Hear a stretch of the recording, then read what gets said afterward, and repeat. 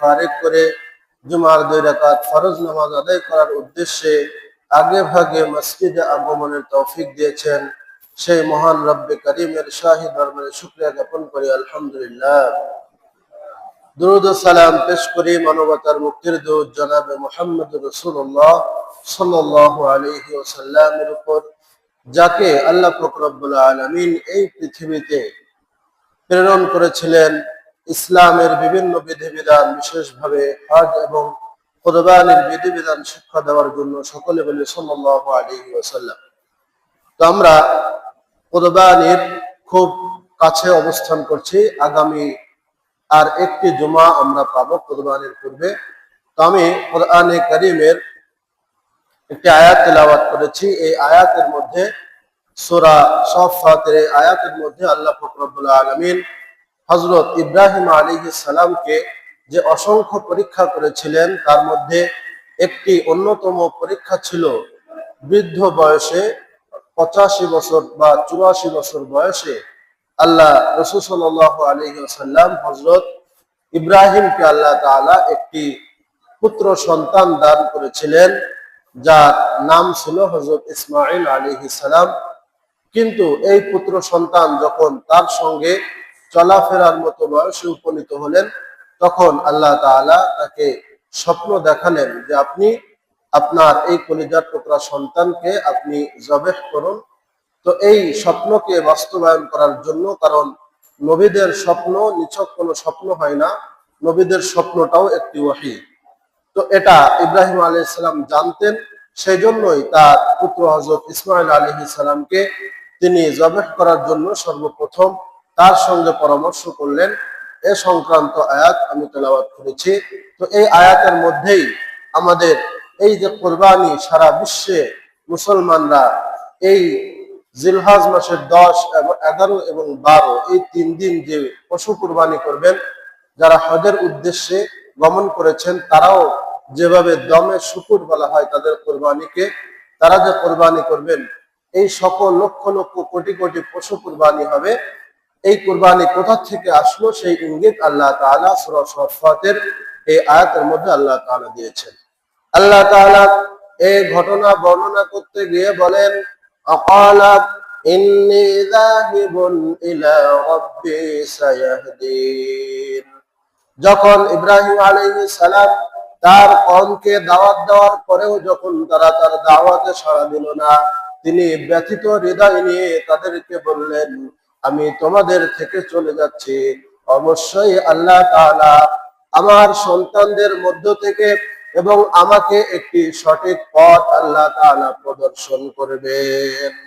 যখন তার কওমের লোকেরা তার ডাকে সাড়া দিল না, তখন আল্লাহ তাআলার কাছে তার পরিবার পরিজন এবং সন্তান সন্ততিদের মধ্য থেকে যেন আল্লাহ তাআলার আনুগত্যশীল তৈরি হয়, এই জন্য আল্লাহ তাআলার কাছে তিনি দোয়া করলেন, রব্বি হাবলি মিনাস সালিহিন। আল্লাহ তাআলার কাছে দোয়া করলেন, রব্বি হাবলি, হে আমার প্রভু আমাকে আপনি দান করুন মিনাস সালিহিন, একটি নেককার সন্তান। সুবহানাল্লাহ। এখানে তিনি শুধু সন্তান চাইতে পারতেন, কিন্তু শুধু সন্তান চান নাই। এজন্য আল্লাহ তাআলার কাছে যখন আমরা সন্তানের জন্য দোয়া করব, তখন নেককার সন্তানের জন্য দোয়া করতে হবে। কথা বলেন ঠিক কিনা? কারণ সন্তান যদি বদকার হয়, তাহলে পিতামাতার জন্য দুনিয়াটাই জাহান্নাম হয়ে যায়, ঠিক কিনা? এজন্য ইব্রাহিম আলাইহিস সালামের এই দোয়ার থেকে আল্লাহ তাআলা আমাদেরকে শিক্ষা দিয়েছেন, নেককার সন্তানের জন্য আল্লাহ তাআলার কাছে দোয়া করতে হবে। তিনি বললেন, রব্বি হাবলি মিনাস সালিহিন, হে আল্লাহ আপনি আমাকে একটি নেককার সন্তান দান করুন। নবীর এই দোয়াকে আল্লাহ তাআলা ফেলে দিলেন না, তিনি বললেন, ফাবাশশারনাহু বিগুলামিন হালিম। ইব্রাহিমের এই দোয়ার পরে বাশশারনাহু, আল্লাহ তাআলা বলেন আমি তাকে সুসংবাদ দান করলাম, বাশশারনাহু বিগুলামিন হালিম, একটি ধৈর্যশীল এবং বিনয়ী এবং ভদ্র একটি নেককার সন্তানের সুসংবাদ আমি ইব্রাহিমকে দিলাম। সুবহানাল্লাহ। ফালাম্মা بلغ معه السعي قال يا بني إني أرى في المنام আন্নী আযবাহুকা ফানজুর মাযা তারা। যখন আল্লাহ হযরত ইসমাঈল আলাইহিস সালামকে ইব্রাহিম আলাইহিস সালামের ঔরসে দুনিয়ায় প্রেরণ করলেন, এরপর যখন তিনি ৬-৭ বছর বয়সে উপনীত হলেন, এক রাতে তিনি স্বপ্ন দেখলেন ইসমাঈল আলাইহিস সালামকে তিনি জবেহ করছেন। তিনি বুঝতে পারলেন আল্লাহ তাআলা নবীদেরকে অনর্থক কোনো স্বপ্ন দেখান না, বরং নবীদের স্বপ্নের অর্থ রয়েছে এবং সেটাও ওহীর অন্তর্ভুক্ত। এজন্য এই স্বপ্ন দেখার পর তার পুত্র সন্তান ইসমাঈল আলাইহিস সালামকে তিনি ডেকে পরামর্শ করলেন তার সঙ্গে, হে আমার পুত্র, আমি এমন স্বপ্ন দেখেছি, তোমার মতামত কি? এই আয়াতের মধ্যে আল্লাহ তাআলা বলেছেন, ফাবাশশারনাহু বিগুলামিন হালিম ফালাম্মা বালাগা মা'হু আস-সা'য়া ক্বালা ইয়া বুনাইয়া ইন্নী আরা ফিল মানামি আন্নী আযবাহুকা ফানজুর মাযা তারা। জিজ্ঞাসা করলেন, ফানজুর মাযা তারা, হে ইসমাঈল, তোমার এই ব্যাপারে তোমার অভিমত কি? আল্লাহ তাআলা আমাকে এই স্বপ্ন দেখিয়েছেন। তখন এক বাক্যে ইসমাঈল আলাইহিস সালাম তিনি বললেন, আযবাহুকা ফানজুর মাযা তারা ক্বালা ইয়া আবাতি ফাআল মা তু'মার। হে আমার পিতা, আপনাকে আল্লাহ তাআলা যে স্বপ্ন দেখিয়েছেন ওই স্বপ্ন আপনি বাস্তবায়ন করুন। সুবহানাল্লাহ। আর আমরা যদি দেখতাম তাহলে বলতাম যে আমাদের স্বপ্ন দেখেন না, দেখছেন বড়ডারে, ঠিক কিনা? না হলে যদি আমরা বড় হতাম বলতাম ছোটটারে কি দেখছেন? আমাদের পিতামাতা যদি আমাদের সঙ্গে এমন কথা বলতো যে আমি স্বপ্ন দেখছি তোমাকে কি জবেহ করছি, তাহলে কি আমরা ওইটাকে রাজি হতাম? ওই কথায় হতাম না। কিন্তু ওই ছোট বয়সেই ইসমাঈল আলাইহিস সালাম তিনি এক বাক্যে বললেন, ইফআল মা তু'মার। আল্লাহ তাআলা আপনাকে যে আদেশ দিয়েছেন ওই আদেশ আপনি বাস্তবায়ন করুন। সুবহানাল্লাহ। সাতাজিদুনি ইনশাআল্লাহু মিনাস সাবিরিন। আপনি আমাকে ধৈর্যশীলদের অন্তর্ভুক্ত পাবেন। সুবহানাল্লাহ। আল্লাহ তাআলা তো আগেই ঘোষণা দিয়েছেন, ফাবাশশারনাহু বিগুলামিন হালিম, ধৈর্যশীল, ভদ্র, আনুগত্যশীল এক পুত্র সন্তানের সুসংবাদ আমি ইব্রাহিমকে দিয়েছিলাম। সুবহানাল্লাহ। এজন্য নেককার সন্তান আল্লাহ তাআলার কাছে চাইতে হবে। তো এই ঘটনার পর ইসমাঈল আলাইহিস সালামকে নিয়ে একটি নির্দিষ্ট জায়গায় হযরত ইব্রাহিম আলাইহিস সালাম তাকে নিয়ে কুরবানি করার জন্য ওই মিনা প্রান্তরে, বর্তমান যেখানে হাজী সাহেবরা কুরবানি করেন, ওই মিনা প্রান্তরে তাকে কুরবানি করার জন্য ছুটে গেলেন। সুবহানাল্লাহ। পথিমধ্যে যাওয়ার পথে ইব্রাহিম আলাইহিস সালামকে শয়তানে ধোঁকা দিল যে, হে ইব্রাহিম, তুমি কোথায় যাচ্ছ? তোমার কলিজার টুকরা সন্তান ৮৬ বছর বয়সে যাকে তুমি পেয়েছো তাকে কুরবানি করলে তুমি কাকে নিয়ে বাঁচবে? ইব্রাহিম আলাইহিস সালামকে যখন শয়তান এই ধোঁকা দিল, তখন শয়তানকে তিনি পাথর নিক্ষেপ করেছিলেন। সুবহানাল্লাহ। এই পাথর নিক্ষেপ করা আল্লাহ তাআলার কাছে এত পছন্দনীয় হয়ে গেল, কিয়ামত পর্যন্ত সকল হাজী সাহেবদেরকে ওই জামরাতে আকাবায়ে উলা, উসফা এবং সুগরা এই তিনটি স্থানে পাথর মারাকে আল্লাহ তাআলা ওয়াজিব করে দিয়েছেন। সুবহানাল্লাহ। কিয়ামত পর্যন্ত এখানে হাজী সাহেবরা তারা জামরায়ে কুবরা, তারপর উসফা, সুগরা অর্থাৎ ছোট শয়তান, মধ্যম শয়তান, বড় শয়তান, এই তিনটা জায়গায় স্তম্ভ করা রয়েছে। সেখানে হাজী সাহেবরা কিয়ামত পর্যন্ত কি করবেন? পাথর নিক্ষেপ করবেন। ওই ইব্রাহিম আলাইহিস সালাম তার পুত্র সন্তান ইসমাঈলকে কুরবানি করার জন্য নিয়ে যাওয়ার সময় শয়তান ধোঁকা দেওয়ার কারণে তিনি প্রথম কি করেছিলেন? পাথর মেরেছিলেন।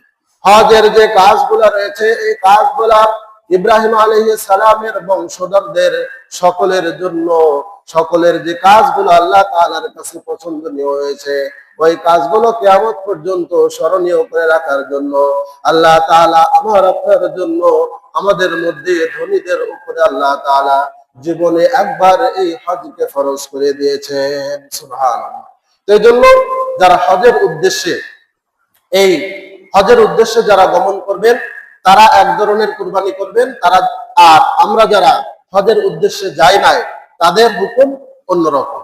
যারা হজের উদ্দেশ্যে গমন করবেন, হজ হলো ৩ ধরনের। প্রথম হলো হজ্জে ইফরাদ, হজ্জে তামাত্তু এবং হজ্জে কিরান। শুধুমাত্র যারা হজ পালন করবেন, কোনো উমরা করবেন না, সেটাকে হজ্জে ইফরাদ বলা হয়। এরপর যারা উমরা করার পর হালাল হয়ে কিছুদিন স্বাভাবিকভাবে অবস্থান করার পর আবার মিকাত থেকে পুনরায় ইহরাম বেঁধে যারা আবার হজ পালন করবেন, এই হজকে বলা হয় তামাত্তু। অর্থাৎ মাঝখানে কিছুদিন তারা হজের ইহরাম ছাড়া অবস্থান করছেন এবং দুনিয়ার স্বাভাবিক জীবন যাপন করছেন, ভোগ বিলাস করছেন। এই জন্য এই হজের নাম দেওয়া হয়েছে হজ্জে তামাত্তু।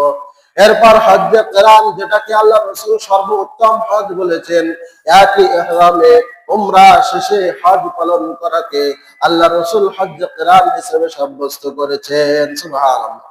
এই তিন ধরনের হজ রয়েছে। প্রথমে যারা এখান থেকে যাবেন, ইহরামের কাপড় পরিধান করে মিকাতে, যখন মিকাত চলে আসে বাংলাদেশ এবং ভারতীয় উপমহাদেশের যে মিকাত, সেখানে প্লেনের পাইলট ঘোষণা দেন, তো সেখান থেকে নিয়ত করতে হয়। আর যেহেতু জেদ্দা যাওয়ার পূর্বেই এই মিকাত অতিক্রম করতে হয়, এজন্য হজের কাপড় সেটা আমাদের বাংলাদেশের এয়ারপোর্ট বা হাজি ক্যাম্প থেকে সেটা কি করতে হয়, পরিধান করতে হয়। কিন্তু নিয়ত করতে হয় ওই পাইলট ঘোষণা দেওয়ার কিছুক্ষণ আগে, যে আমরা এর পরেই পাইলট এভাবে ঘোষণা দেন যে আমরা কিছুক্ষণের মধ্যেই আমরা আমাদের মিকাত অতিক্রম করব, আপনারা সকলে নিয়ত করে নেন। এরপর নিয়ত করে সেখানে গিয়ে যারা হজ্জে তামাত্তু বা কিরান আদায় করবেন, তারা সেখানে গিয়ে তিনটি কাজ করবেন। প্রথম কাজ হলো সেখানে তারা তওয়াফ করবেন, তওয়াফে কুদুম বলা হয়। এরপর তারা সাফা মারওয়া সাই করবেন। এরপর যদি হজ্জে তামাত্তু হয়, তারা মাথা হলক করে হালাল হয়ে যাবেন। এরপর আবার পুনরায় মিকাতে গিয়ে তারা ইহরাম বাঁধে হজের কার্যাদি কি করবেন, সম্পাদন করবেন। এরপর 8 তারিখে মিনায় যেতে হবে। এখন অনেক ভিড় হওয়ার কারণে 7 তারিখ রাতেও বাংলাদেশের হাজী সাহেবদেরকে ওই মিনায় নিয়ে যাওয়া হয়। মিনায় যাওয়ার পর সেখানে জোহর থেকে নিয়ে পরবর্তী দিন ফজর পর্যন্ত 5 ওয়াক্ত নামাজ সেখানে আদায় করতে হয়। এরপর 9 জিলহজ আরাফার ময়দানে জোহরের ওয়াক্তে জোহর এবং আসরের নামাজ একসাথে, এটাকে বলা হয় জামঈ তাকদীম। অর্থাৎ জোহরের ওয়াক্তে জোহর এবং আসরের নামাজ একবারে পড়া। এখন কি আমরা পড়তে পারবো? শুধুমাত্র ওই সময়ের বিশেষত্ব এটা। এরপর আরাফার ময়দানে অবস্থান শেষে যখন মাগরিবের সময় হয়ে যাবে, নামাজ না পড়ে মুজদালিফার দিকে গমন করতে হবে। মুজদালিফায় গিয়ে সেখানে ঈশার ওয়াক্তে মাগরিব এবং ঈশার নামাজ একসাথে আদায় করতে হবে। সুবহানাল্লাহ। এটাকে বলা হয় জামঈ তাখির। কি বলা হয়? জামঈ তাখির। এবং সেখান থেকে কঙ্কর সংগ্রহ করতে হবে। ওই যে জামরাতে আমরা পাথর মারবো, এই পাথর কি করতে হবে, মুজদালিফার ওই খোলা ময়দানে আকাশের নিচে, কোথাও কোনো কি নাই, ছাদ নাই, খোলা আকাশের নিচে ফকিরের বেশে একটা কাপড় পরা আর একটা কাপড় কি শরীরে দেওয়া, এই মাত্র 2টা কাপড়, সেখানে কি করতে হয়, অবস্থান করতে হবে। এরপর পরের দিন কয়েকটি কাজ রয়েছে। সেখানে জামরাতে আকাবা, ওখানে পাথর মারতে হবে, এরপর কুরবানি করতে হয়। এরপর জিয়ারাত, তাওয়াফে জিয়ারাত, যেটা হজের একটি ফরজের অন্তর্ভুক্ত, এবং সাফা মারওয়া সাই করতে হয়। এরপর পুনরায় আবার মিনায় চলে আসে 11, 12 এবং কি 13 তারিখেও যদি কেউ থাকে তাহলে পাথর মারবে। আর যদি 11, 12 তারিখ 2 দিন থাকে তাহলে সেখানে প্রতিদিন 7টা করে পাথর, ওই যে ছোট শয়তান, মধ্যম শয়তান, বড় শয়তান, এখানে কি করতে হয়, পাথর মারতে হয়। এর আগে কি করে হালাল হয়ে তারপর তার কি হজের কার্যাদি মূলত এই 5 দিন 8, 9, 10, 11, 12 এই 5 দিন মূলত হজের কার্যাদি সম্পাদন করতে হয়। 13 তারিখেও যদি কেউ থাকেন তাহলে ওই 13 তারিখেও কি করতে হয়, পাথর মারতে হয়। এইভাবেই এরপর হজের কাজ শেষে মদিনা অনেকে গমন করেন। তো এইভাবেই ইব্রাহিম আলাইহিস সালামের বংশের বিভিন্ন কাজকে স্মরণীয় করে রাখার জন্য আল্লাহ তাআলা এই হজের ব্যবস্থা করেছেন, কুরবানির ব্যবস্থা করেছেন। তো আমরা যারা হজে গমন করব না, আমাদের জন্য কিছু কাজ রয়েছে। আল্লাহ রাসূল সাল্লাল্লাহু আলাইহি ওয়াসাল্লাম হাদিস শরীফের মধ্যে বলেন, যখন কুরবানি করার তোমরা নিয়ত করে ফেলবে, জিলহজ মাসের চাঁদ যখন তোমরা দেখবে, জিলহজ মাসের চাঁদ দেখার পর তোমাদের নখ চুল এগুলা কাটার থেকে তোমরা বিরত থাকবে। মূলত এটি ইহরাম বাঁধার পর হাজী সাহেবদের উপর যেভাবে এই সব কাটাকে আল্লাহ তাআলা নিষিদ্ধ করে দিয়েছেন, হারাম করে দিয়েছেন, অনুরূপ ভাবে যারা কুরবানি করবে তারাও যদি এই কয়দিন তারা এই নখ কাটা, চুল কাটা এইগুলো থেকে বিরত থাকেন, আল্লাহ তাআলা ওই ব্যক্তির উপরে যেভাবে কুরবানির সওয়াব দিবেন, আল্লাহ তাআলা ওই ব্যক্তিকে একটি কবুল হজের সওয়াব আল্লাহ তাআলা দান করবেন। সুবহানাল্লাহ। বাড়ি বসে কি কবুল হজের সওয়াব আল্লাহ তাআলা দিবেন। যারা আমরা কুরবানি করব না, তারাও যদি আমরা এই কাজগুলো আমরা করি, অর্থাৎ কিছু কাটার থেকে আমরা বিরত থাকি, তাহলে আল্লাহ তাআলা আমাকে আপনাকে কুরবানির সওয়াব দান করবেন। সুবহানাল্লাহ। কুরবানি করার জন্য সর্বপ্রথম আমাদেরকে পশু বাছাই করতে হবে, উৎকৃষ্ট পশু। টোটাল 3টি ক্যাটাগরিতে টোটাল 6 ধরনের পশু দিয়ে কুরবানি করা যায়। প্রথম হলো বড় পশু। বড় পশুর মধ্যে রয়েছে হলো উট। কি উট? বাংলাদেশে কি উট আছে? উট তৈরি হয় না, আমাদের বাংলাদেশে উৎপাদন হয় না, কিন্তু অন্যান্য দেশ থেকে মধ্যপ্রাচ্য বা ভারতের যে রাজস্থান রয়েছে সেখানেও উট রয়েছে। তো বাংলাদেশে কিছু উট আনা হয়, সাধারণত কুরবানি দিতে দেখা যায় না। উটকে নহর করতে হয়, কত বড় প্রাণীকে কি সরানো সম্ভব? সম্ভব না। এজন্য উট দাঁড়িয়ে থাকবে, তার এই যে গলার এখানে কি করতে হয়? ছুরি মারতে হয়। ছুরি মারার পর বিসমিল্লাহ আল্লাহু আকবার বলে ওখান থেকে রক্ত ঝরতে ঝরতে আস্তে আস্তে কি উট পড়ে যায়। এটা হলো উট কুরবানি করার সিস্টেম। উট সহায় কি করা হয় না, কুরবানি করা হয় না। এরপর দ্বিতীয় ক্যাটাগরিতে মধ্যম প্রাণীর যে মধ্যম পর্যায়ের যে প্রাণী রয়েছে, তার মধ্যে রয়েছে গরু এবং মহিষ। এই গরু এবং মহিষ 7 ভাগ পর্যন্ত কুরবানি দেওয়াকে আল্লাহ তাআলা বৈধতা দিয়েছেন। সুবহানাল্লাহ। এখন 6 ভাগে কি কুরবানি দেওয়া যাবে? যাবে? যাবে। সর্বোচ্চ 7 ভাগ। এর কমে আপনি যে কোনো সংখ্যায় শরীক হতে পারবেন। 2 জন মিলে যদি একটি গরু কুরবানি দেন, তা কুরবানি হবে না? 3 জন মিলে যদি দেন, 4 জন, 5 জন, 6 জন, সর্বোচ্চ কয়জন? 7 জন। এর মধ্যে যে কোনো সংখ্যায় আমরা কি হতে পারবো? শরীক হতে পারবো। 6 জন মিলেও কি করতে পারবো? 4 জন মিলে, 2 জন মিলে, 3 জন মিলেও কি করতে পারবো? কুরবানি দিতে পারবো। এই বিষয়টা নিয়ে অনেকের মধ্যে দ্বিধাদ্বন্দ্ব দেখা যায়। এরপর তৃতীয় এবং ছোট ক্যাটাগরির যে পশু রয়েছে, তার মধ্যে রয়েছে ভেড়া, দুম্বা এবং ছাগল। ভেড়া এবং দুম্বা যেহেতু দ্রুত বর্ধনশীল প্রাণী, এই জন্য এই পশুর ক্ষেত্রে 1 বছর না হয়ে যদি 6 মাস পূর্ণ হয়ে যায় এবং সেটা দেখতে 1 বছরের ভেড়া এবং দুম্বার মতো হয়, তাহলে ওই ভেড়া এবং দুম্বা দিয়েও কুরবানি করাকে আল্লাহ তাআলা জায়েজ করে দিয়েছেন। ছাগলের ক্ষেত্রে এটা হবে না। ছাগল কিনা দ্রুত বর্ধনশীল না, ভেড়া এবং দুম্বা এটা অনেক দ্রুত বাড়ে, এজন্য ভেড়া এবং দুম্বার ক্ষেত্রে। আর গরু এবং মহিষ 2 বছর পূর্ণ হয়ে 3 বছরে পদার্পণ করতে হবে। আর উটের ক্ষেত্রে 5 বছর পূর্ণ হয়ে 6 বছরে পদার্পণ করতে হবে।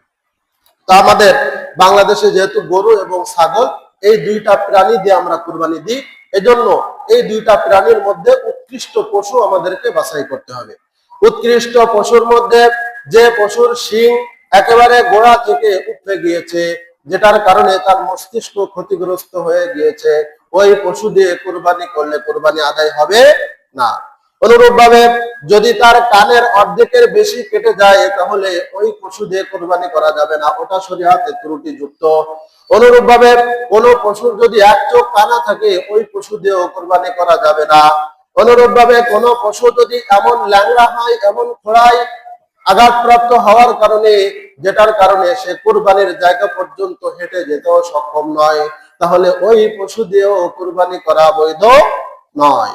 অনুরূপভাবে কোন পশুর যদি লেজ কাটা থাকে, অর্ধেকের বেশি কাটা রয়েছে, তাহলে ওই পশু দিয়েও কুরবানি করা জায়েজ নয়। মূলত যেটাকে আমরা সামাজিকভাবে ত্রুটিযুক্ত পশু হিসেবে মনে করি, ওই পশু দিয়ে কি করলে হবে না, কুরবানি করলে হবে না। আল্লাহ তাআলা যখন হযরত ইব্রাহিম আলাইহিস সালাম ইসমাঈল আলাইহিস সালামকে কুরবানি করার জন্য শুয়েছিলেন, তখন আল্লাহ তাআলা হযরত জিবরিলকে নির্দেশ দিলেন যে আমার ইসমাঈলকে যেন তার একটা পশু যেন না কাটে। সেখানে একটি উৎকৃষ্ট মানের দুম্বা, অন্য রিওয়ায়াতে রয়েছে বিভিন্ন মুফাসসিরিনগণ সেটাকে ভেড়া হিসেবে সাব্যস্ত করেছেন, সেখানে একটি উৎকৃষ্ট মানের দুম্বা অথবা ভেড়া আল্লাহ তাআলা জান্নাত থেকে পাঠিয়ে দিলেন। ইসমাঈল আলাইহিস সালাম তিনি তাকে দেখলেন, ইব্রাহিম আলাইহিস সালাম তিনি পাশে দাঁড়িয়ে রয়েছেন।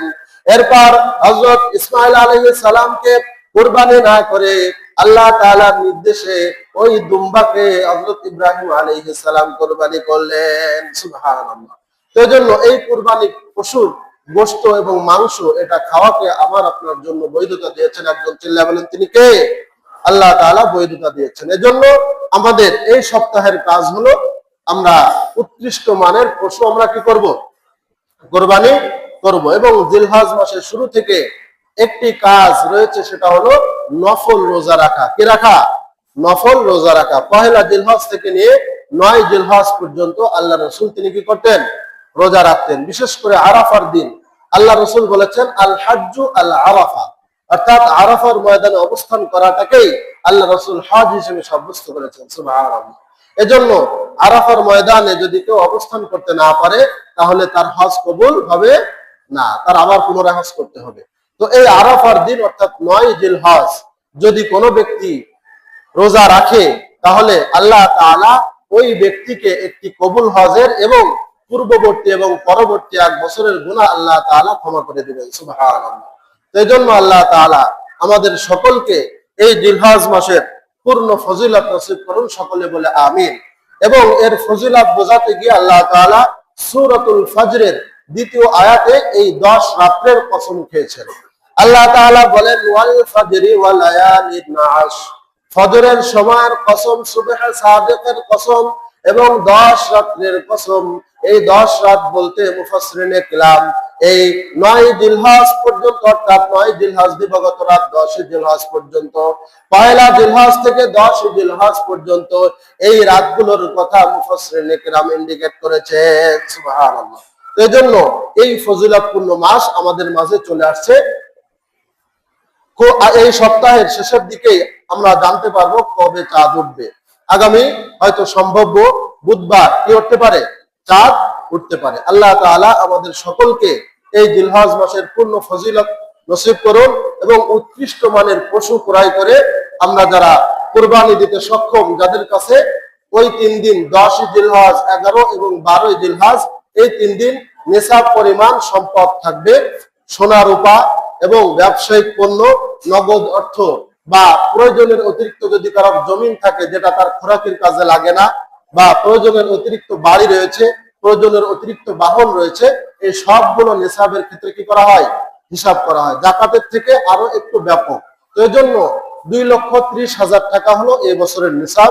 এই পরিমাণ সম্পদ যদি সোনা রূপা কম্বাইন্ড থাকে তাহলে মূল্য হিসাব করতে হবে।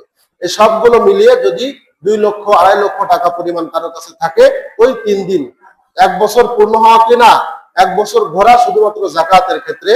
আর কুরবানি 10, 11 এবং 12 জিলহজ, 10 জিলহজ শুভে সাদেক থেকে নিয়ে 12 জিলহজ সূর্য অস্ত পর্যন্ত এই সময়ের মধ্যে যদি এই পরিমাণ টাকা কারো কাছে থাকে, ওই ব্যক্তির উপরে কি কুরবানি ওয়াজিব। আল্লাহ তাআলা আমাদের সকল সামর্থ্যবানদের উপরে কুরবানি করার তৌফিক দান করুন, সকলে বলে আমিন। ওয়া আখিরু দাওয়ানা আলহামদুলিল্লাহি রাব্বিল আলামিন। যাদের কবলাল জুম্মাহ সুন্নাত বাকি আছে